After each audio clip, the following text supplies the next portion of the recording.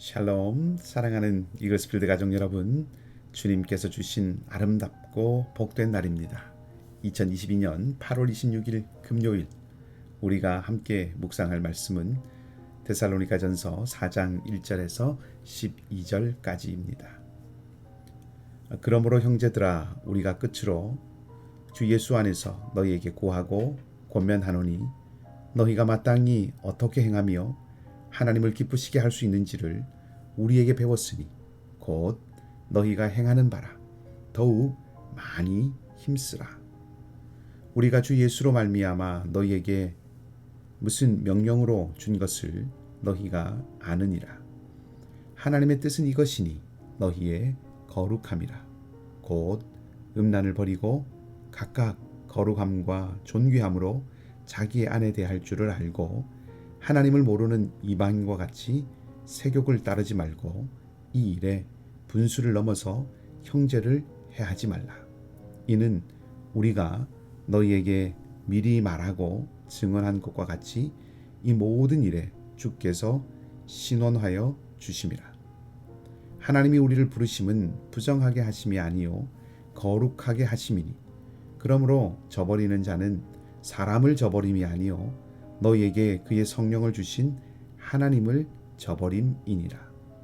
형제 사랑에 관하여는 너희에게 쓸 것이 없음은 너희들 자신이 하나님의 가르치심을 받아 서로 사랑함이라. 너희가 온 마게도냐 모든 형제에 대하여 과연 이것을 행하도다. 형제들아, 권하노니 더욱 그렇게 행하고 또 너희에게 명한 것 같이 조용히 자기 일을 하고 너희 손으로 일하기를 힘쓰라. 이는 외인에 대하여 단정히 행하고 또한 아무 궁핍함이 없게 하려 함이라. 아멘. 잘하고 있어. 계속 그렇게 해. 코치로부터 이런 말을 듣는 선수라면 아마 자신감이 더 자라고 용기가 더 커질 것입니다. 1절은 그런 마음을 느끼게 해주는 구절입니다. 데살로니가 교회를 바라보는 바울의 애정도 느껴지고 바울의 격려에 힘을 얻는 데살로니가 교회의 마음도 느껴집니다. 바울과 데살로니가 교회 사이에 만들어진 돈독한 신뢰관계를 엿볼 수 있습니다. 동시에 바울이 데살로니가 교회에 너희가 마땅히 어떻게 행하여 하나님을 기쁘시게 할 수 있는지를 배웠고 지금도 행하고 있는데 더욱 힘쓰라 이렇게 말하는 이유는 현재 교회가 맞닥뜨리고 있는 상황을 잘 이겨나가고 극복할 수 있게 하기 위해서이기도 합니다. 현재 데살로니가 교회가 맞닥뜨리고 있는 상황은 그러면 무엇일까요? 데살로니가 전서를 시작하는 첫날에 배경적인 말씀을 드리면서 데살로니가가 종교적인 배경이 다양한 도시라는 말씀을 드렸고 또 많은 종교 중에서 디오니소스를 숭배하는 것이 성행했다고 언급했습니다. 디오니소스는 술의 신이기도 하지요. 학자들의 연구에 따르면 특히 이 디오니소스를 섬기는 컬트가 성적인 탐닉을 많이 조장했다고 합니다. 말하자면 데살로니가에 이런 영향이 알게 모르게 많이 퍼져 있었다는 것입니다. 그리고 그런 사회적이고 문화적인 분위기는 데살로니가 교회의 성도들에게도 그림자를 드리우고 있었던 것 같습니다. 오늘 본문의 3절에도 그런 것을 짐작해 보게 하는 표현이 있지요. 물론 고린도 교회처럼 실제로 누군가 타락해서 데살로니가 교회에 문제를 일으킨 것은 아닌 것처럼 보입니다. 그래서 바울의 권면은 이런 상황을 바라보면서 미리 경계를 하고 있는 것이라고 볼 수 있습니다. 깨어 있다는 것은 경계한다는 것이라고 할 수 있습니다. 경계는 사고나 어려움을 당하지 않도록 주의해서 살핀다는 뜻이지요. 주의해서 살핀다는 것은 주변과 나를 연결지어 생각한다는 것입니다. 주변만 잘 살피는 것은 경계가 아닙니다. 그것이 내게 어떤 일이 될 것인지를 연결지을 수 있어야 비로소 경계라고 할 수 있습니다. 적의 동태를 살피는 파수꾼이 다가오는 적을 관찰하는 데서 끝낸다면 경계를 제대로 하는 파수꾼이라고 할 수 없는 것과 같은 이치입니다. 경계를 잘 한다는 것은 적의 움직임이 아군에게 어떤 영향을 미칠지를 생각하는 것까지 포함하는 것입니다. 신앙생활도 마찬가지죠. 깨어있다고 하는 것은 세상을 바라보고 분별하는 것뿐 아니라 나는 어떻게 해야 하는지, 공동체는 어떻게 해야 하는지까지를 염두에 둔다는 뜻입니다. 그런 의미에서 시대와 세상과 끊임없이 대화하는 것이 깨어있는 것이죠. 끊임없이 대화한다는 것이 서로 교제한다는 의미가 아니라 고민하고 분별하고 진리로 응답하면서 산다는 것입니다. 그러기 위해서는 기도하고 묵상해야 합니다. 생각하고 고민하고 성찰해야 한다는 뜻입니다. 생각하지 않고 궁리하지 않으면 분별할 수 없고 경계할 수 없습니다. 살아있는 그리스도인, 깨어있는 그리스도인이라는 말은 생각하는 그리스도인이라는 말이기도 합니다. 오늘 바울이 데살로니가 교회에 권고하고 있는 것은 거룩입니다. 바울은 7절을 통해서 성도들이 거룩함을 위해서 부름 받았다고 말합니다. 그리고 바울은 오늘 본문을 통해서 거룩을 연합과 분리라고 말하고 있습니다. 여기서 연합은 하나님과의 적극적인 연합이고, 분리는 디오니소스 숭배와 같은 혼합 종교로 대변되는 우상과의 적극적인 분리라고 할 수 있습니다. 거룩은 하나님을 대적하는 세상과 구별되고 분리되고 하나님과 연합할 때 확보될 수 있는 것입니다. 바울은 또한 이것을 부르심과 따름이라는 개념으로 설명합니다. 우리가 하나님의 부르심을 듣고 그 부르심을 따르면 하나님을 대적하는 세상과 분리되어 하나님과 연합하게 된다는 뜻입니다. 그 반대도 성립하겠지요. 우리가 따르는 것이 우리의 존재를 결정한다는 것입니다. 성도들이 더욱 힘써야 하는 것은 거룩한 삶을 적극적으로 살아내는 것입니다. 이것을 포기하거나 옛사람의 길로 돌아가는 것은 성령을 거스르는 것이고 하나님을 거부하는 것이라고 바울은 힘주어 말합니다. 우리 모두가 하나님을 향한 방향을 놓치지 않고 꾸준히 나아가는 은혜가 있기를 소망합니다.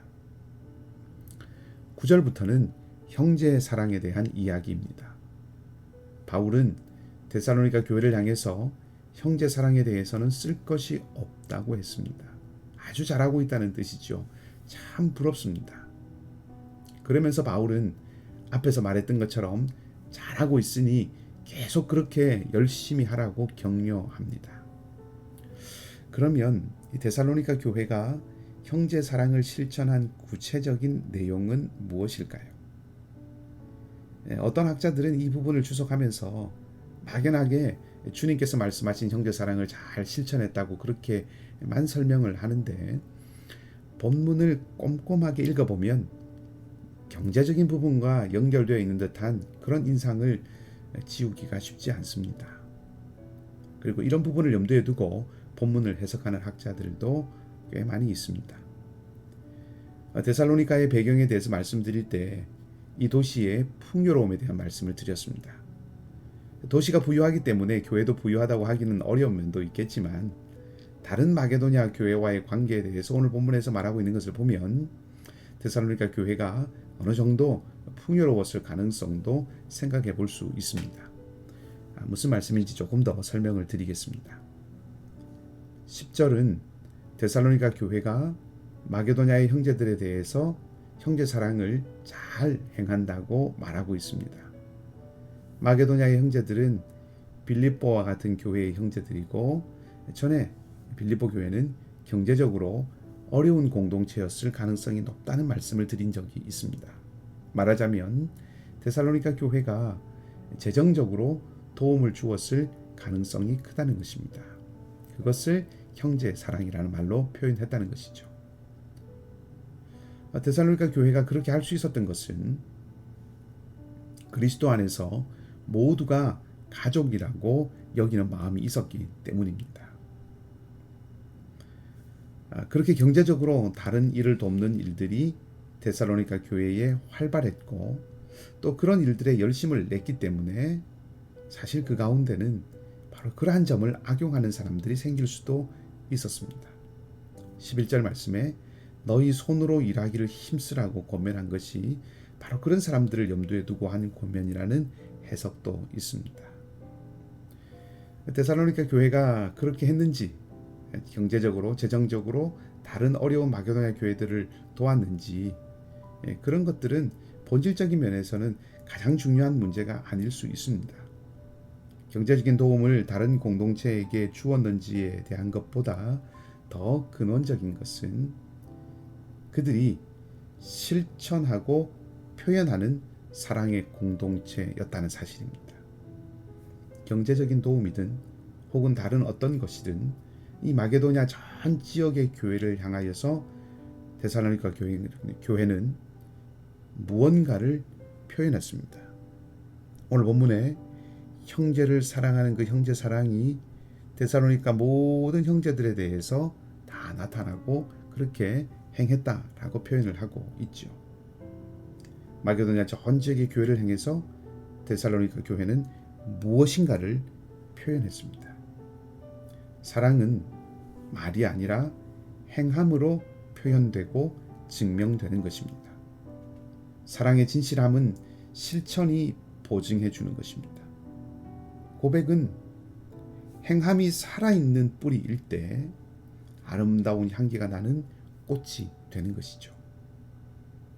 이방인들 가운데 예수 그리스도의 소식을 전한 바울의 사역 가운데 중요한 것 한 가지는 궁핍함을 돌보는 것이었습니다. 바울은 교회들로부터 연보를 모아 어려움 가운데 있던 예루살렘 교회를 도왔습니다. 그 말은 각 공동체에게 그 일의 중요성과 신앙적인 의미를 지속적으로 가르치는 것입니다. 오늘 본문의 마지막 12절 마지막 부분에도 아무 궁핍함이 없게 하려 한다라고 하는 그런 말씀이 나옵니다. 바울은 모든 공동체에게 행동하는 사랑을 심었다는 것이죠. 오늘 우리에게도 더욱 이것이 필요합니다. 누군가를 살피고 돌보는 일은 복음에서 멀리 떨어져 있는 가장자리의 일이 아니라는 것입니다. 오늘 우리에게 은혜의 기회로 또 하루를 주셨습니다. 우리를 거룩함으로 부르신 하나님의 부르심을 따라 사는 하루가 되기를 간절히 소망하고요. 행동하는 사랑의 삶을 이어가는 저와 여러분 우리 모두가 되기를 주님의 이름으로 축복합니다. 함께 기도하십시다. 사랑의 하나님 아버지, 우리를 부르신 부르심이 거룩함이라고 하셨는데 오늘도 은혜의 기회를 주신 이 날이 더욱 하나님과 연합하는 하루가 되기를 소망합니다. 우리의 마음을 지키고 몸을 지키고 생각을 지켜서 하나님께 더 가까이 나아가는 삶이 되게 하시고 믿음이 삶이 되는 은혜가 있게 하여 주시옵소서. 환경과 소유의 많고 적음에 따라서가 아니라 풍년의 때나 흉년의 때나 우리의 고백이 늘 주님의 사랑에 감사하며 우리도 그 사랑을 흘려보내는 삶이 되게 하여 주시옵소서. 육신의 약함과 마음의 상함, 삶의 질고를 지고 있는 사랑하는 성도들의 힘겨운 숨소리와 간절한 기도를 들어주시고 힘과 은총을 더하여 주시옵소서.